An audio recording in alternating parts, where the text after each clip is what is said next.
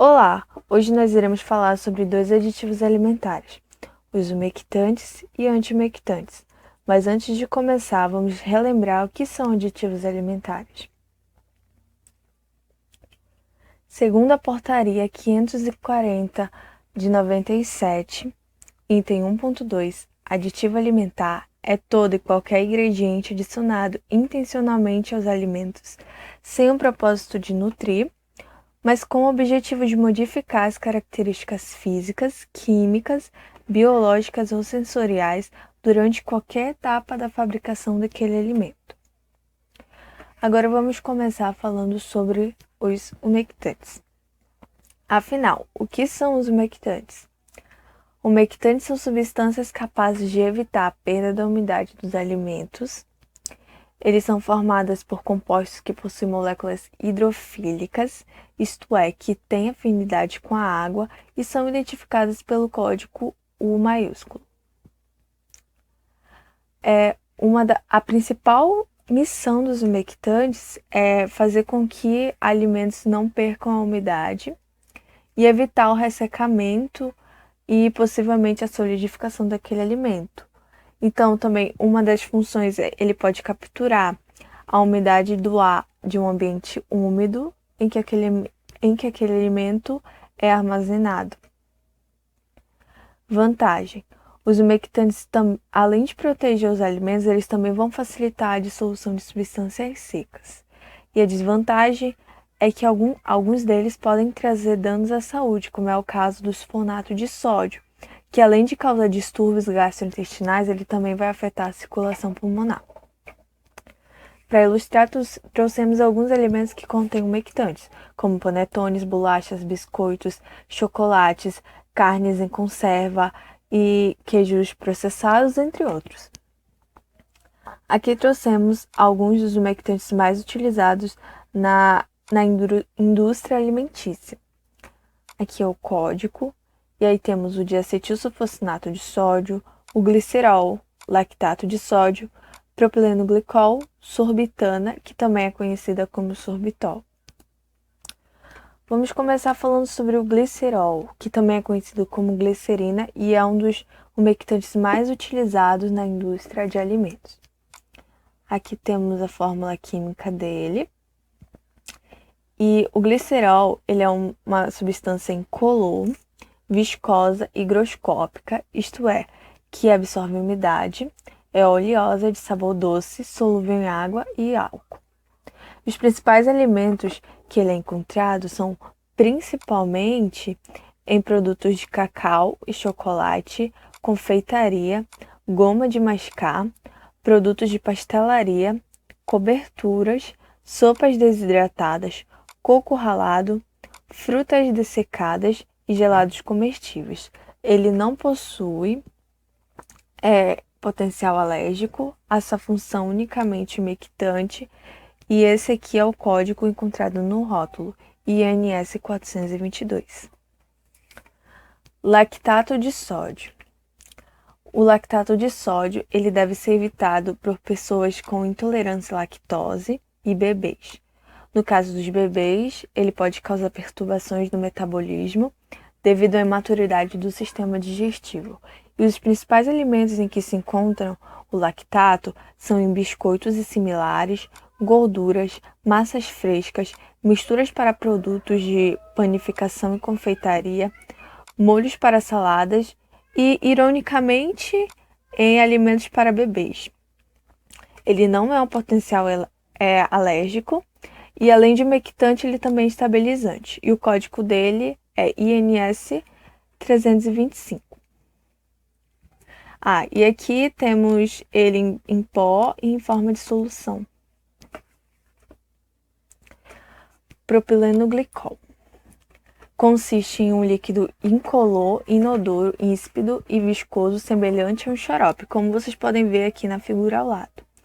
Ele possui grande solubilidade em água, o que lhe confere a propriedade higroscópica e hidratante. Os principais alimentos que o propileno é encontrado são em emulsões de gordura, produtos de pastelaria e padaria fina, produtos de confeitaria, gelados à base de água, molhos, cerveja, cidra, goma de mascar, preparados à base de frutas e produtos hortícolas, bebidas aromatizadas não alcoólicas, licores emulsionados, crostas de produtos empanados, coco ralado, produtos de carne e produtos de cacau. Ele é um potencial alérgico, a sua função também é somente umectante e o código é INS 405. Sorbitol. O sorbitol é um poliálcool que se obtém através da hidrogenação da glicose e é um dos glúcidos principais produzidos através da fotossíntese nas folhas adultas de certas plantas. Os principais alimentos em que se encontra o sorbitol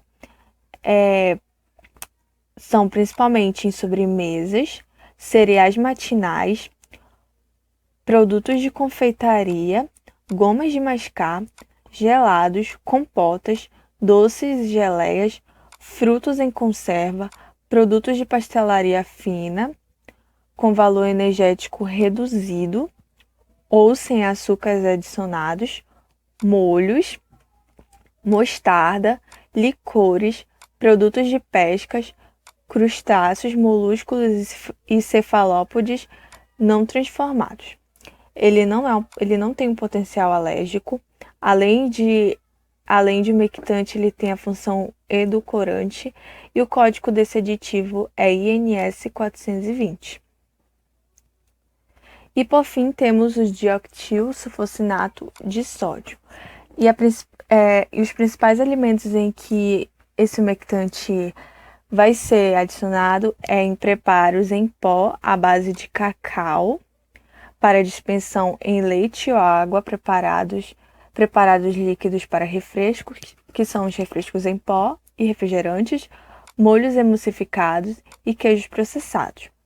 Ele não tem um potencial alérgico, sua função unicamente vai ser umectante e o código desse aditivo é INS 480. Então é isso sobre os umectantes. Espero que vocês tenham entendido e vamos para o próximo assunto. Olá, hoje nós vamos falar um pouco mais sobre o antimectante. Mas o que são os antimectantes? São substâncias capazes de reduzir as características higroscópicas que absorvem a umidade do ar dos alimentos, ou seja, impede que as partículas individuais dos alimentos juntem-se às outras devido à umidade.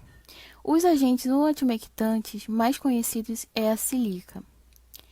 Então, nessa próxima imagem, vocês podem observar os alimentos que contêm o antimectante, que é o café solúvel, o refrigerante, o suco em sachê, a gelatina, a bolacha recheada e as frutas que são industrializadas. Exemplos de antimectantes utilizados na indústria alimentícia. Aqui vocês podem observar que nós colocamos a tabela da INS. E a gente pode... Utilizados na indústria são o carbonato de cálcio, o carbonato de sódio, o dióxido de silício, o talco e o silicato de alumínio e sódio. A sílica como agente antimectante. Causas do empedramento das pontes líquidas que a água ambiente dissolve pontos de contato entre as partículas que se ligam.